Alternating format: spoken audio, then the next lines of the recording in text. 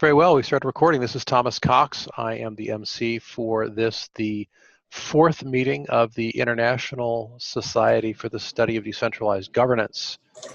Present today are Alistair Berg, myself, Thomas Cox, Branden Espinoza, who will be speaking, Anouk Pinchetti, Adam Seuss from CPA Australia, and at least one other guest at RMIT.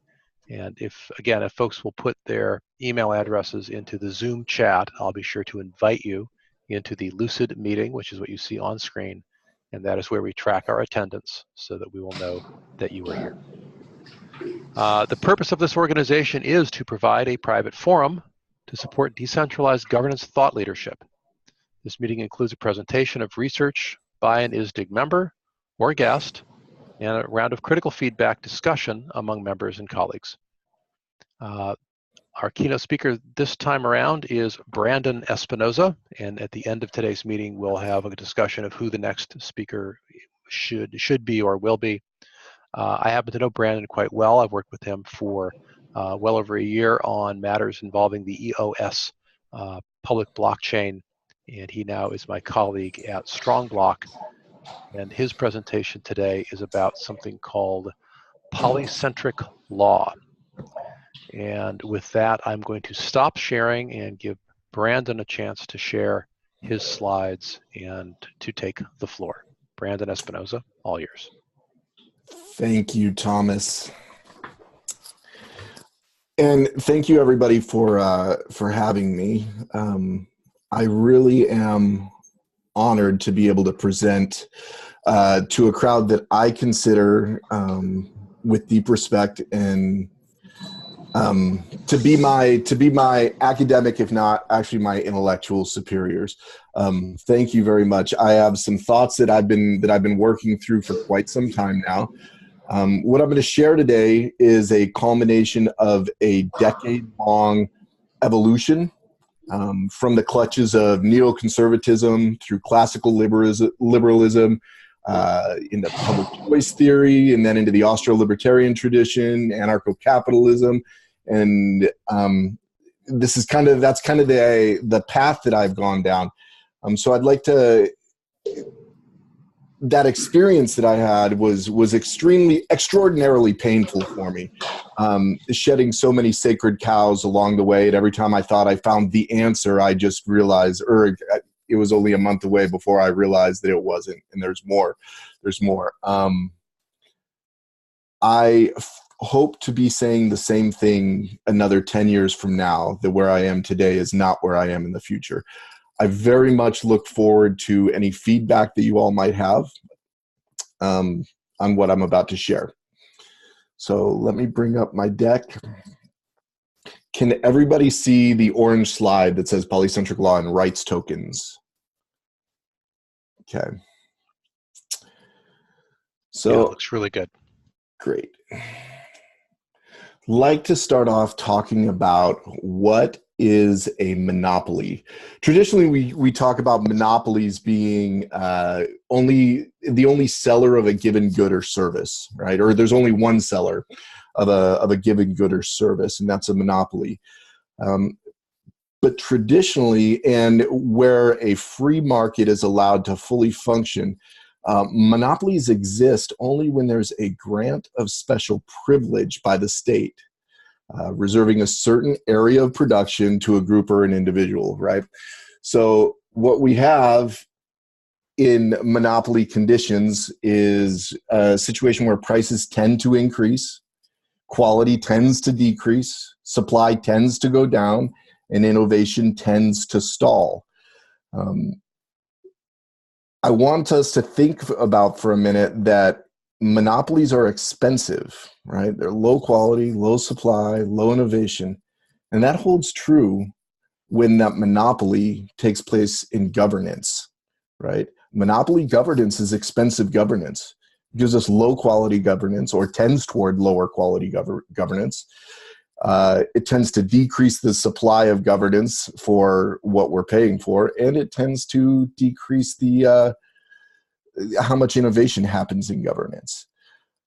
We live in a time where we have this opportunity before us with blockchain to really explore the depths of governance and what's possible from a decentralized perspective.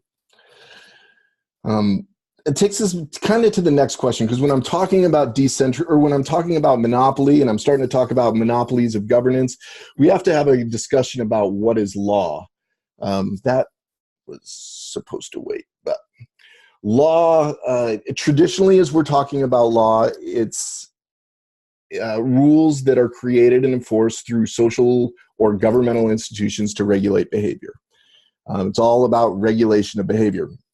Now, in a former life, before I started down the path of economic philosophy, I was a classically trained biologist, and the scientific method was important to me. Now, scientists, especially natural scientists, they have a different perspective when it comes to what constitutes law.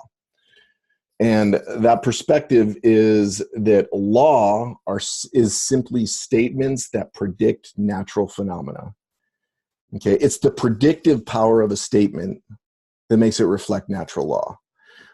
Institutions, intent, society, the force of the state, they have nothing to do with law in this sense. This is what often we refer to as natural law, this natural phenomena. And I want to submit that all human action is natural. So in this conversation, as I'm talking about law, what I'm talking about is this tendency to find statements that have a high predictive capacity for human action, for human phenomenon. So with that being said, I would like to talk a little bit about legislation, and I would submit that this even applies to constitutional frameworks, that even in the most catallactic of environments, legislation constrains the natural process of human behavioral exploration, and it retards the natural selection and subsequent discovery of law. And again, by law in this case, I mean those statements that successfully predict natural phenomena. Okay. And I can model this a little bit just with this graphic. That let's imagine we have this full range of human phenomena, all the experiences that human beings can have, all of the interactions that they can have, and possible derivatives of results. When we legislate, we are putting bounds of acceptable behavior beyond which it becomes very expensive to explore, right? And we do that purposefully because we believe that we have those bounds in the correct location. The problem is it becomes so expensive on a risk basis to explore outside of those bounds that it becomes difficult to know if we have those bounds in the right place. This is why we see legislation tending to creep inward and restricting us more, rather than seeing legislation tend outward and liberalizing mankind. It's easier to see where the legislation is wrong on what we're experiencing versus where it's wrong on what we're not experiencing. We can see this today in an example of this is in the medical cannabis field. Here in America, cannabis has been a Schedule I drug since prior to the 80s. I think it was in the 60s. It was put as a Schedule I. That means that according to the legislation, according to law, there's no medical value. That puts those constraints really tight. Exploring for predictive statements about, or predictive concepts outside of where those bounds of law are, becomes very, very expensive. So I bring up medical cannabis just because it's one area where there actually may be a high degree of goodness outside of where current legislation has constrained us, but it's just so expensive.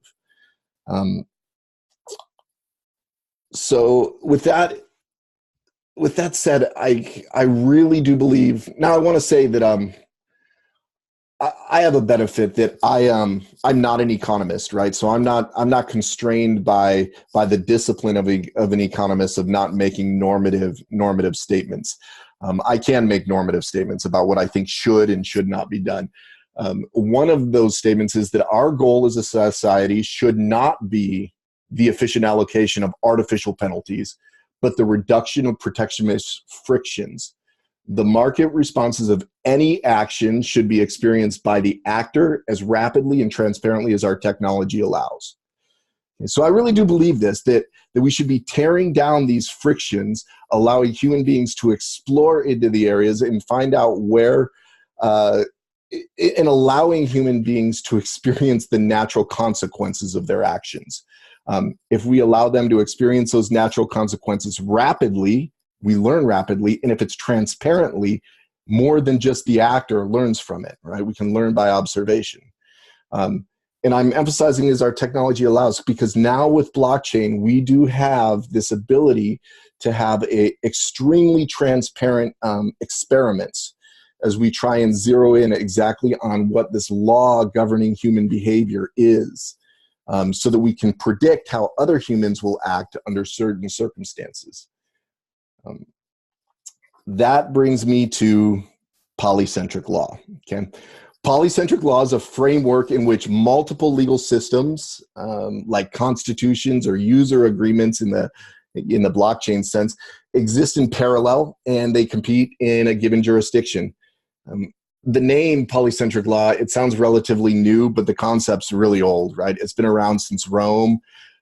Roman citizens were governed by one set of rules, but Rome's non-citizen subjects, they were allowed to retain their own native legal constructs. They were allowed to use their own courts. And this was in one physical jurisdiction. You might have 5, 6, 7 different court systems running simultaneously in a given city-state. After the collapse of Rome in the Mediterranean area, it was crawling with traders, the Maghrebi traders, the Genoese traders. Each of these groups abided by a form of polycentric and distributed law. There was no overarching international law set that they could refer to. Oftentimes, the rulers in certain areas or the city-states that they were in lacked the capacity or the willingness to protect the rights of non-citizens in their, in their legal constructs. So these traders developed their own systems. It took the state centuries to dominate the customs of polycentric law, and it only did it after it integrated a lot of the discoveries and codified the statutes that polycentric law was already developing for all of these trade networks. Now, let's bring this back home to us personally, right? I'm a member of a fraternity. I'm a member of a church, I'm an employee, I'm a son, I'm a husband, I'm a father. Each of these constructs have a different set of rules or behaviors.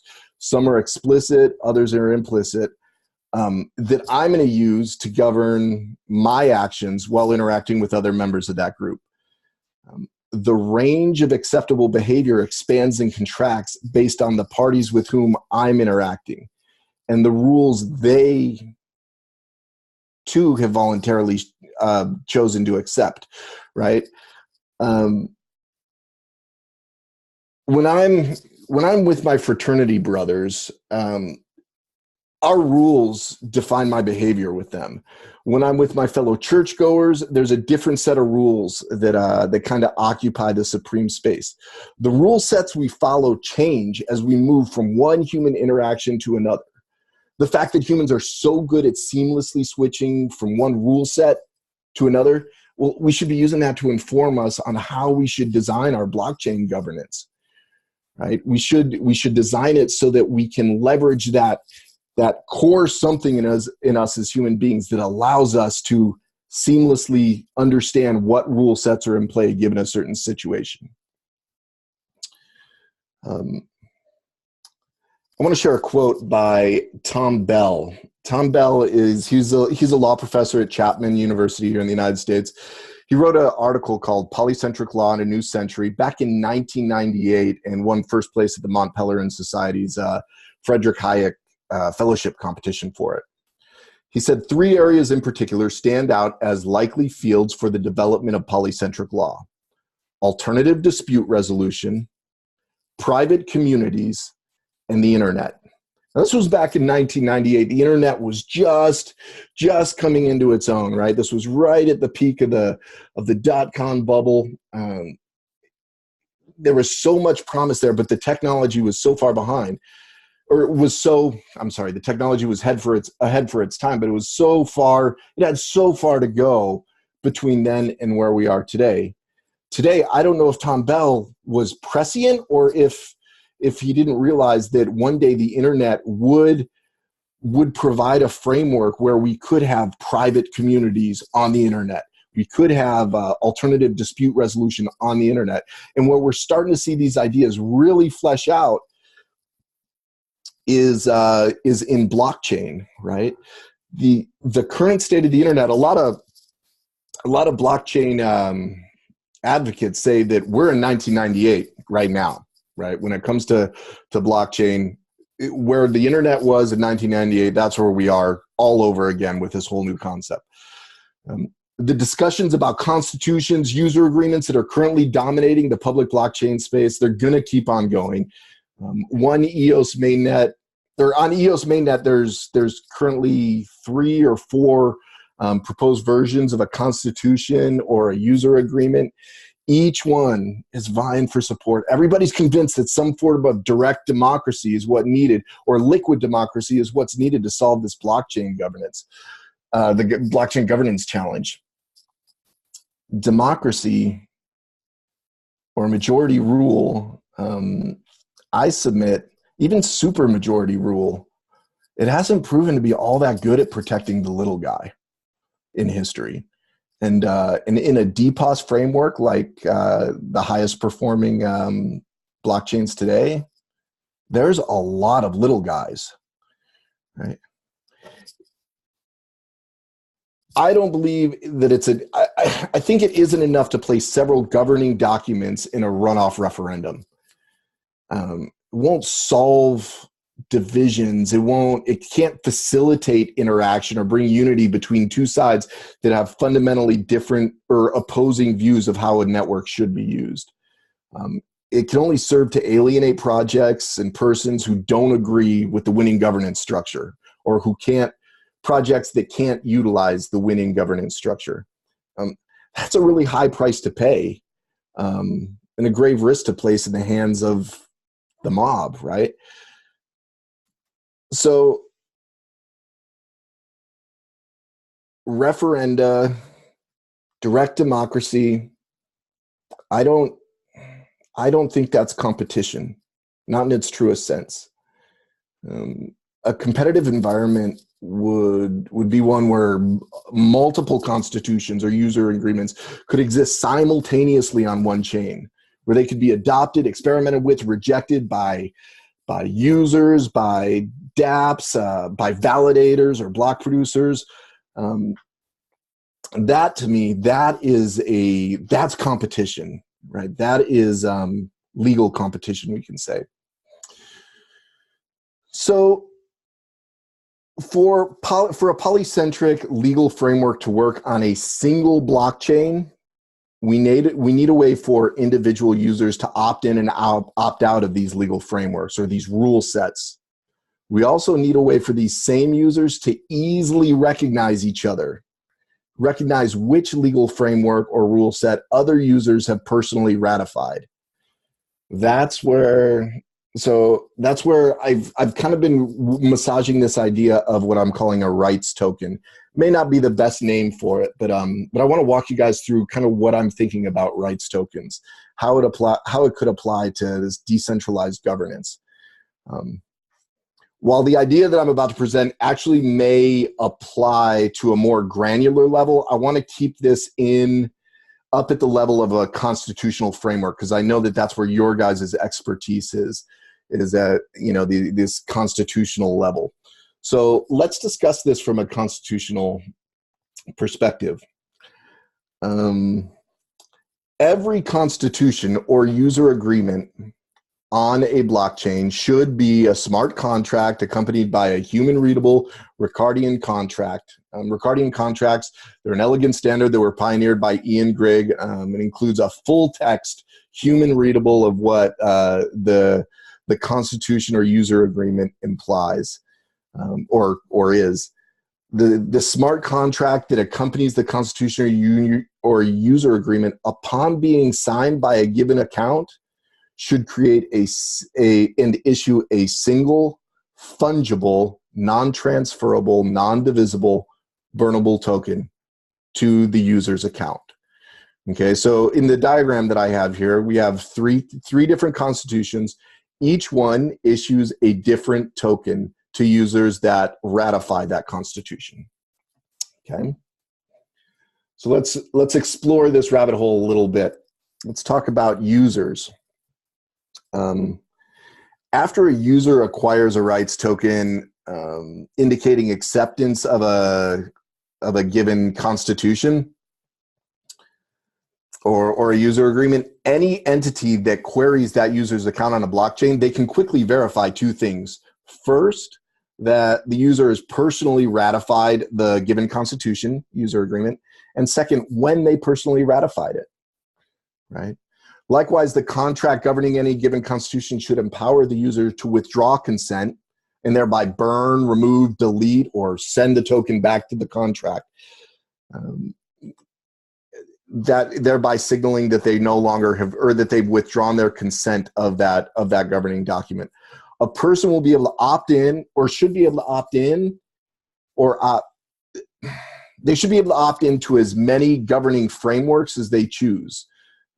Just like we do in real life, right? I join a fraternity, I'm opting into one governing framework.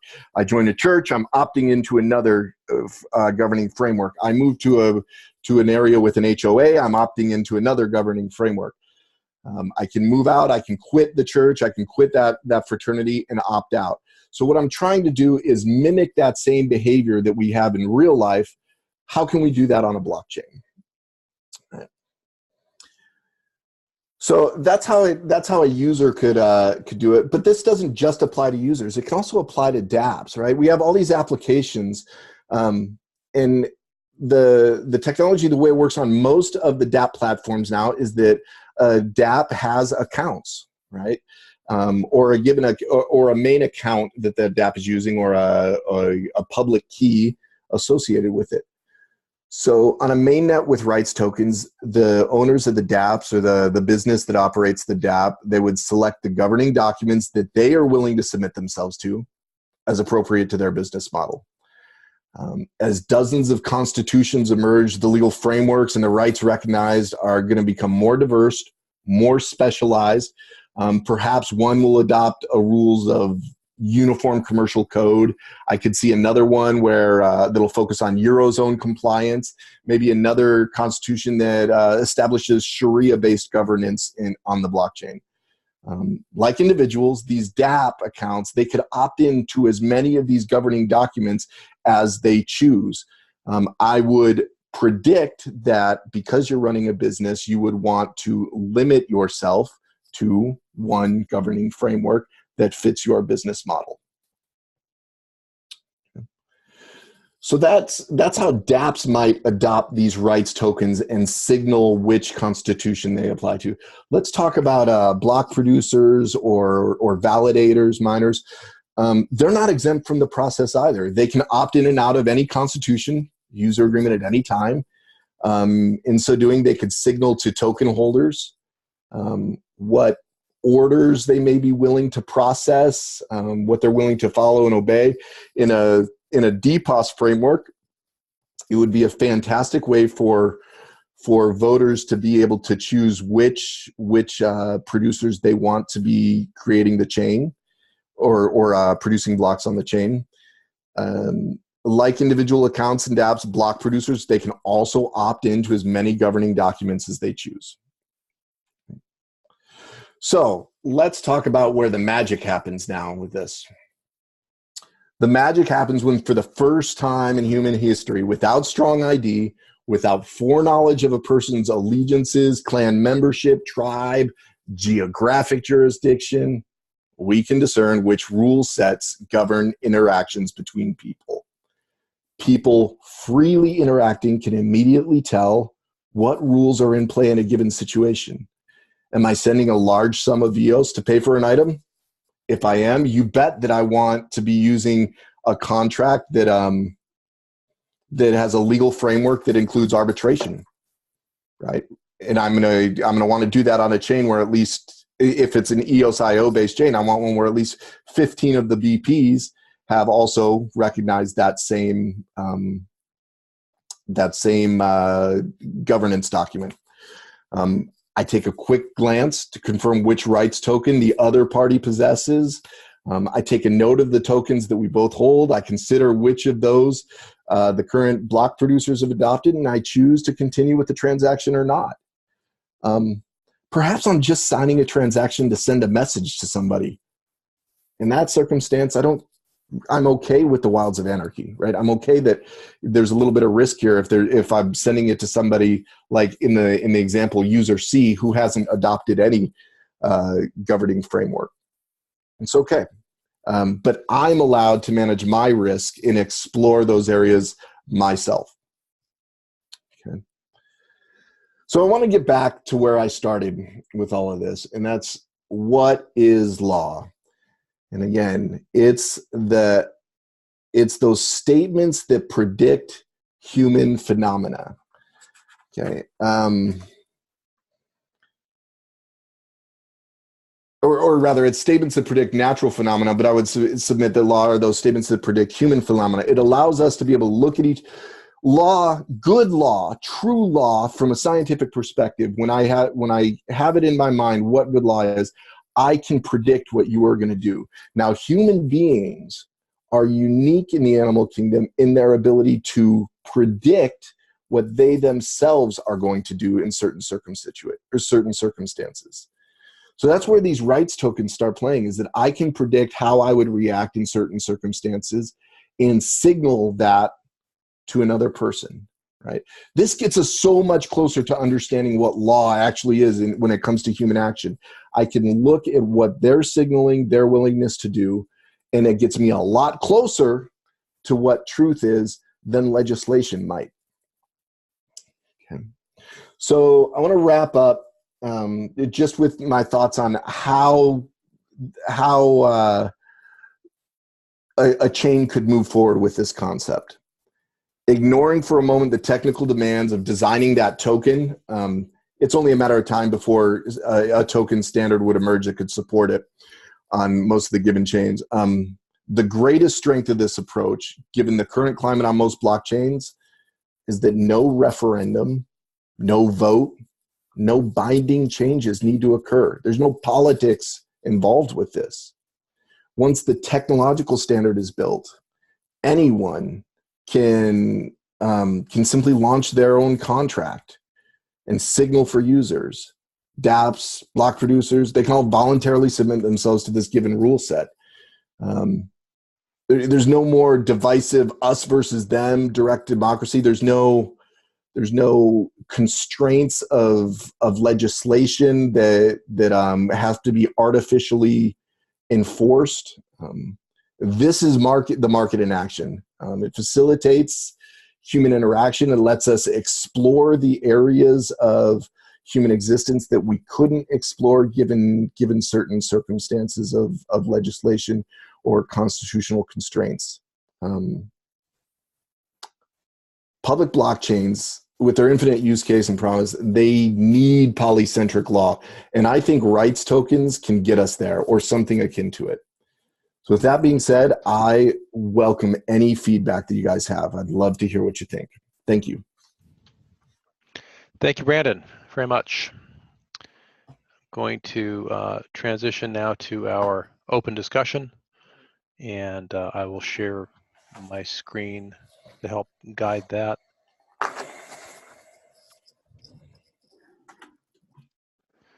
Let's see. So that was our keynote presentation period.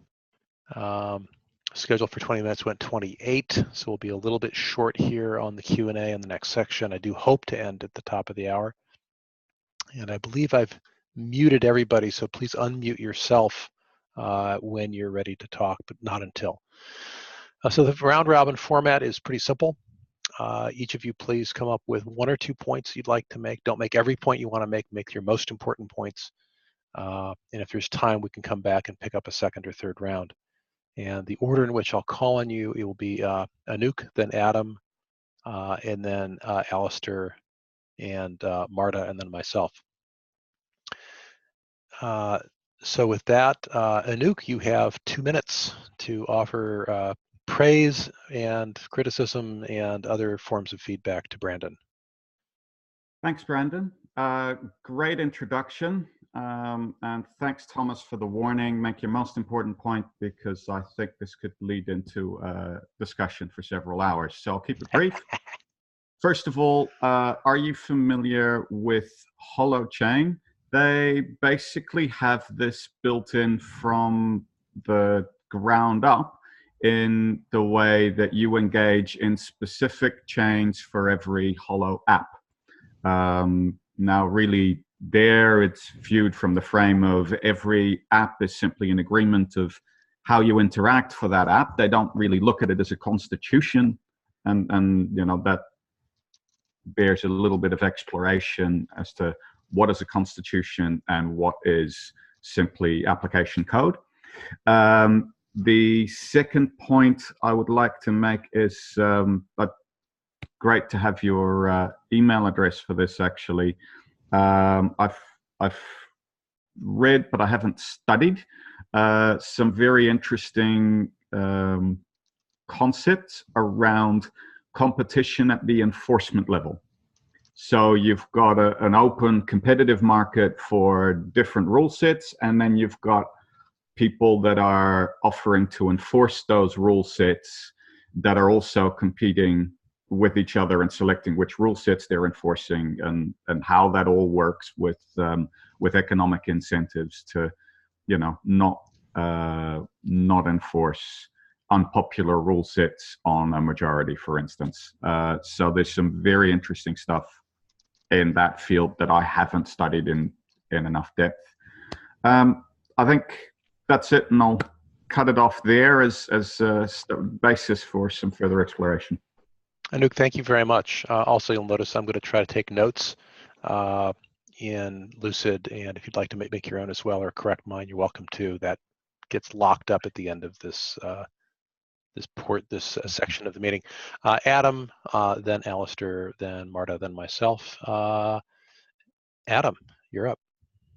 Thank you, and thanks, Branden, for your presentation. It was really informative. Got a lot to go away and sort of look at and research more. I guess just the one point I was really highlighted to me was where you were looking at legislation and understanding, you know, more about human agency in terms of the law and legislation.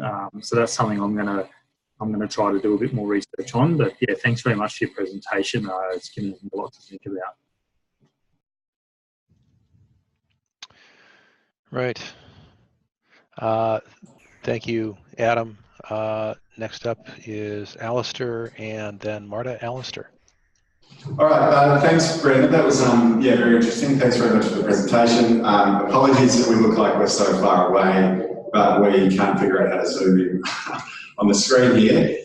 But I've got two comments and 2 points that may be of interest to you, Branden. So one of the things which struck me as being relevant for your presentation was Hayek's notion of the comparison between law and legislation, or and as well as this comparison between what he called cosmos and taxis. So this is where legislation is basically the human imposed, or the state or the administrative imposed rules and institutions and legislation as we know legislation, versus law, which is very much along the lines of what you were talking about, Branden, where law is in some ways natural, but also laws which have been created through a process of human interaction and a more emergent in some respects. So that could be something for you to look at if you've not said it before, of course.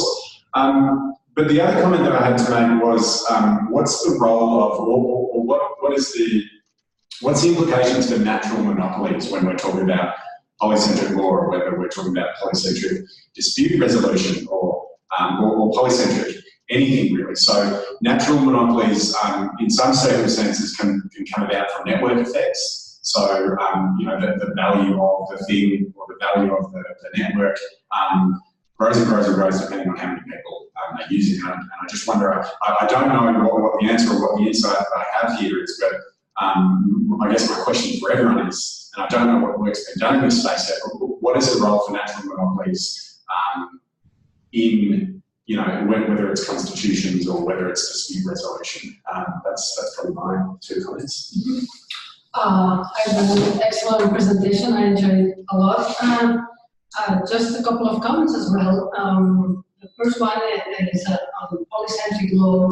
The concept of polycentric is very interesting, of course, and I'm not an economist. My background is in law and political science, and I came to that concept through basically the work of the Ostrom's. But I know that it's a very powerful idea underlying Hayek's works.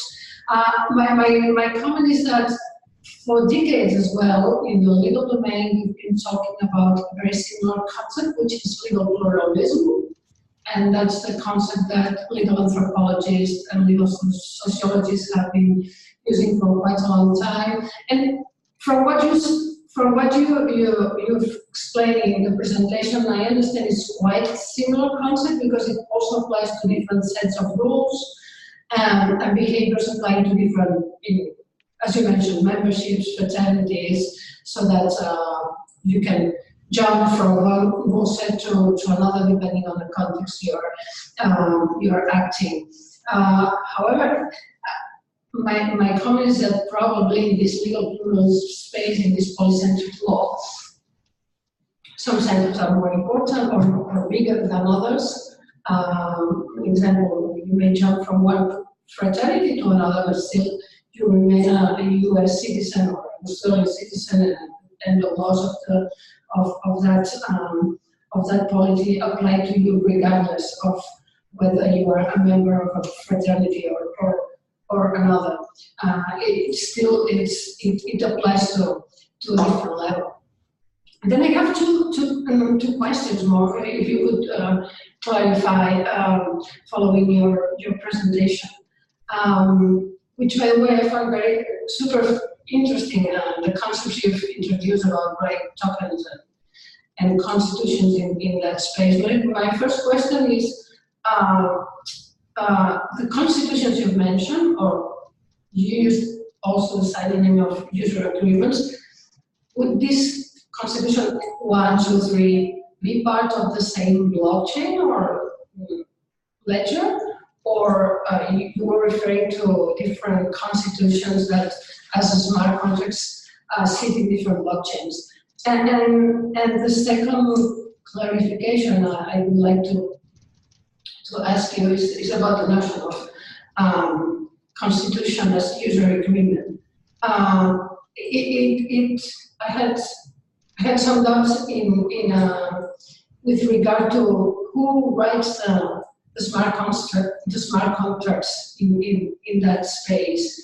Is something that is written by someone else and users agree to that smart contract, or do they have a right to define the terms of the smart contract? So myself as a user, if I enter into that agreement, do I have a say in the terms of how this smart contract is written and presented to me? Basically, these were my two comments for this presentation. But again, thank you very much. It's very interesting stuff, Branden. Super. Thank you very much, Marta. And by the way, Marta, in the Zoom chat, I've pasted a link that will get you into the Lucid meeting.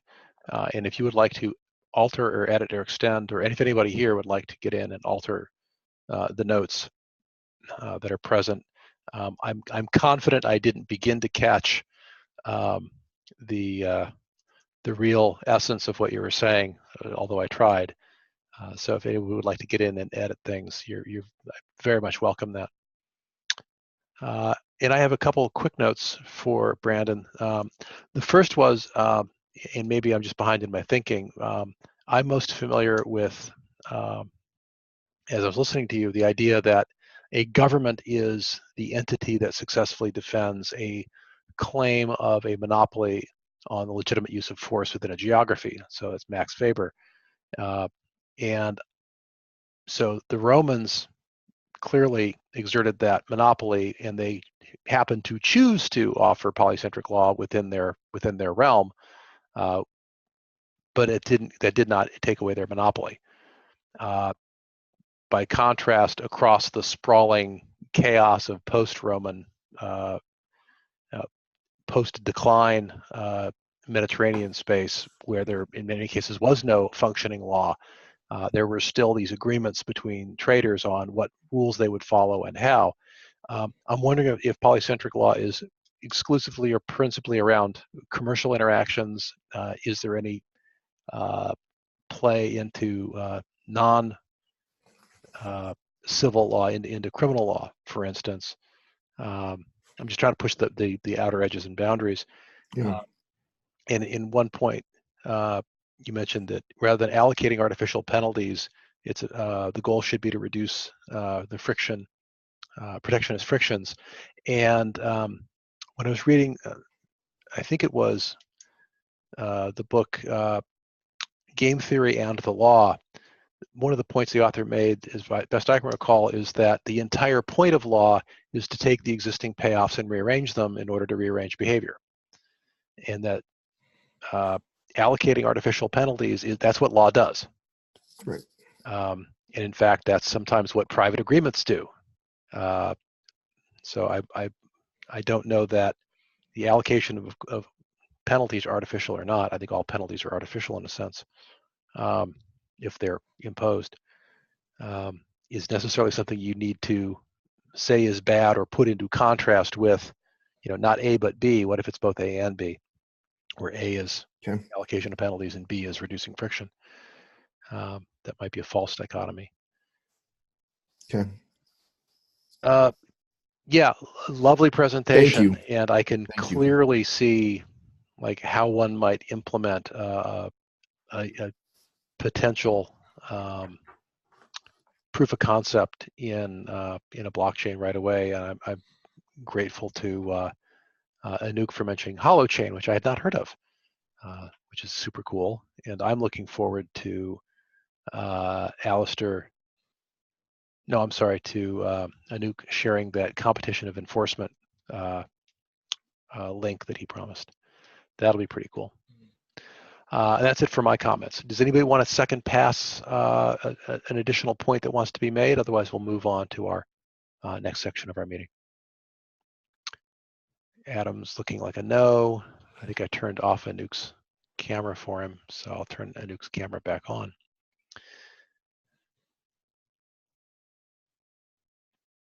Yes, there we go.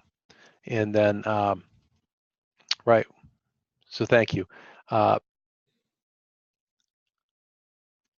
Holochain, H-O-L-O. Thank you. Got it. And by the way, when I leave this tab, you can't keep editing. So open table discussion. Here is where we steer the organization. So I would invite you to offer your thoughts about future topics, future speakers, recommendations for the organization, how we might grow, shrink, change in any way, how you as a participant would like to see this organization evolve to meet your needs. And again, we'll do this round robin, and I'll ask you to think for just a moment here in silence. What's one thing you especially like about your experience today? And what's one thing that might make it even better? And if we frame it up that way, that might give us our suggestions. So liked best, and would like to see something shift or morph. And I'll do the same order as before. I'll do Anouk, Adam, Alistair, Marta, and then Branden, and then myself. So the assignment is any comment whatsoever that you care to offer, who we might have as a speaker, how we might move forward as an organization, what topics to cover, anything whatsoever. And then it's Anouk, Adam, Alistair, Marta, Branden, and me. Anouk, you are up. And do unmute yourself. Thank you. Yep. Thanks, Branden. I really liked the presentation, the way it was structured. It was nice and easy to follow. I would have liked to see some examples of projects, such as, you did refer to EOS, and I think, that sort of stuff. I think that's sort of to get a sense of where it is at today.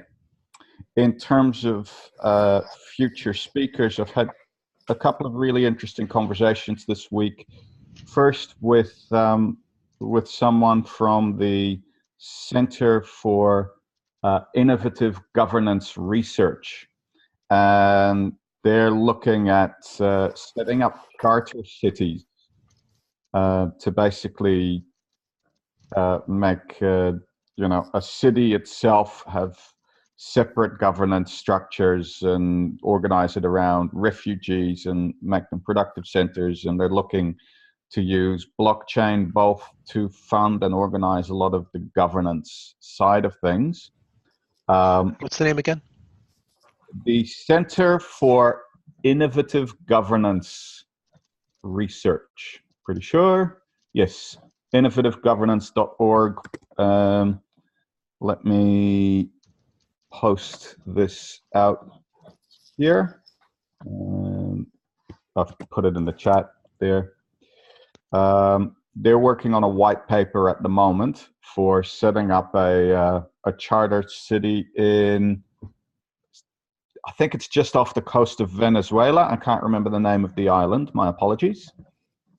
And I think that might be interesting to have a lawyer here who's helping with the white paper to discuss that from the perspective of using blockchain in the governance piece, as also potentially how ISSDG could work with the, I don't know, IGR. They're not all pronounceable. Thank you, Anouk, very much. This is awesome input. I asked for at least one positive thing. You've given us two. That's tremendous. Adam, Alistair, Marta, and Branden in that order. Adam. Thank you. Yeah, look, I guess I liked best, obviously, the presentation, having the recording. As I may have mentioned last time, I was considering setting up some local discussion groups with some of our accounting and finance members that have an interest in this topic, and getting some feedback from them. I guess the sessions are very there is a knowledge level that people have here, a technical understanding that maybe a lot of our members in accounting don't have. So something over time, I think we'll probably be trying to take the presentations, the content that's covered here, and make that perhaps more readable to an audience that doesn't have the same sort of technical understanding of some of the topics that we're covering. But all very positive. Thank you. All right, so I certainly second everyone's praise for Branden's presentation. It was wonderfully informative, so thank you. Two future suggestions for future pathways for ISSDG. I'm certainly going to handle future talks, just being conscious that I've done two and I don't want to monopolise it. I do know that Jason's obviously not here, but I do know that Jason has been thinking about a topic for a talk he'd like to do on Ostrom and on her work on the Commons. So when he's back, we'll certainly try and figure out when he can do that, because I know that would be of interest to people. The other thing that I had to add was I've shared with some of you just this morning, so Australian morning, so just within the last few hours, a brief proposal, sponsorship invitation that we can start thinking about sending out to other organisations if we want to, I guess we want to take this organisation onwards and upwards. So I encourage anyone who's received that to have a look at it. You know, any comments would be most welcome, and also any suggestions as to how we actually push this forward. But that's me. Well, and nothing much to add to what I'll just say is I really enjoyed the presentation. I'm new to this group, so still need to figure out which are the main topics that are shared interest in the group. But I'm sure I'll make it possible to attend the next sessions. And apart from that, I second what Alistair just said. So thank you very much. Super. Thank you, Marta. Thank you, Alistair. Branden, your thoughts, future speakers, what you liked best, anything you'd like to say? So both for future speakers and possible opportunities for ISSDG, I've been working on heating up a couple of parts of my network. First of all, I know some people over at Aragon, the project. It's like a decentralized jurisdictional type services that they're working on. Also, the CEO of the Startup Societies Foundation and Nuhance Network, they do like governance as a service consulting, I guess is their thing. And then also the Seasteading Institute. I have some contacts over there that I could start warming up. The thing is, I didn't know whether to like reach out to them as potential speakers, or if we wanted to try and warm those up as something else to try and extend the reach of, you know, sponsors or something like that with us. So I haven't gone in too deep with any of them other than just starting the conversation. So right. So that's basically it, is that's on the table. Alistair, if you want to talk about that some other time, we can. Super. Yeah, sounds good, Branden. Sounds good. Okay. Great. Well, let's move the discussion of specifically who to meet into email or Telegram.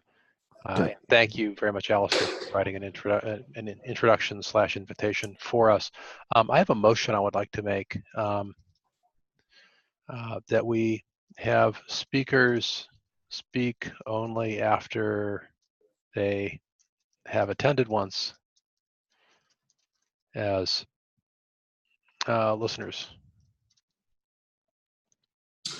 The one issue that might come up with that is if we have a speaker who we might really want to attend and might really want to participate, but he or she may only be able to participate in one meeting if they are, you know, a very busy person.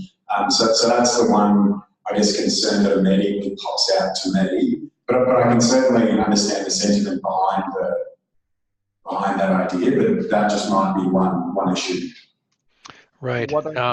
By the way, we have two officers currently. That's me and I think Alistair, the officers of the organization. So I'm going to amend my motion to say speakers only speak after they've attended once as listeners, except by a vote of the officers. So if it's like, we have a Nobel Prize laureate who'd like to come talk to us, yeah, we'll totally waive that. Yeah, I think that's a good amendment. Also, it gives us a way out. For me, I did not invite Alejandro in to this meeting because I wasn't quite sure what the process around that was. Right. So I actually wanted to bring that up now. I think we're finding out what our process is. Yeah. I think so. I think we're creating it right here. So you'll see on screen is we have a proposed motion, move that we have speakers speak only after they've attended once as listeners, except by a vote of the officers. And then I think we've covered both, kind of all sides of this. I'm ready to move to a vote. So if you're on Lucid right now, you can vote. And if anyone isn't able to cast their vote with their mouse, we can also do a recording of votes afterwards. And I think everyone who's here should be allowed to vote. We're not strict on membership. You've all paid your dues because there aren't any dues yet. So, are we able to vote or are we able to take a vote for Marta verbally, or can we log in? Or? Oh, I'm going to try to log in. Okay, sure. Because I have to log in because we have the screen, big screen sharing. Sorry, Marta, actually, it looks like you're already logged in. There you go. Sorry, I didn't realize that was again. Sorry, Marta is logged in. I can mark her down. We can manually record your vote, Marta. Which way did you like to go? No, that's fine. Oh, she's Yes. in. We figured out how to do it. Okay. That's a pass unanimously. We have 6 attendees. They all 6 voted yes. Yay, us. Good job, team. Just the way I like to run my organizations. And with that, the open table discussion is completed. Upcoming schedule, we don't have a scheduled meeting yet. I do want to propose that we meet the 21st of March at the same time frame. Do we want to go 2 months out on schedules? Yeah, be happy to do that. So the 21st of March, that's 22nd in Australia. And then third Thursday would be the 18th of April. And again, 2300 UTC, 1600 Pacific time. The only problem for the Australians is that will be Good Friday for us, so we may have difficulty getting everyone on that call. We can bump it forward either a day or a week, or put it out a week. 25th, 17th. What do you prefer? Maybe the 25th, 26th, unless there are objections. Yeah. Great. Let's do that. 25th/26th. And we'll turn this into a Lucid meeting, and you'll get an invitation through the Lucid system.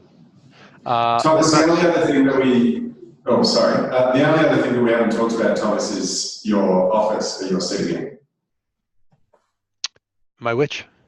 The office that you're currently sitting in. It looks very palatial. It is the best virtual backdrop that Zoom can create for me with my green. Okay. Very good. And next time I will be broadcasting from near Earth orbit. Good. So at the end of this meeting, when you're in Lucid, you'll be prompted to respond to a quiz with one way to improve the session. So just please sit for a moment or two and go ahead and fill out that survey once we close the Lucid meeting. And with that, we are actually 4 minutes over our allotted time.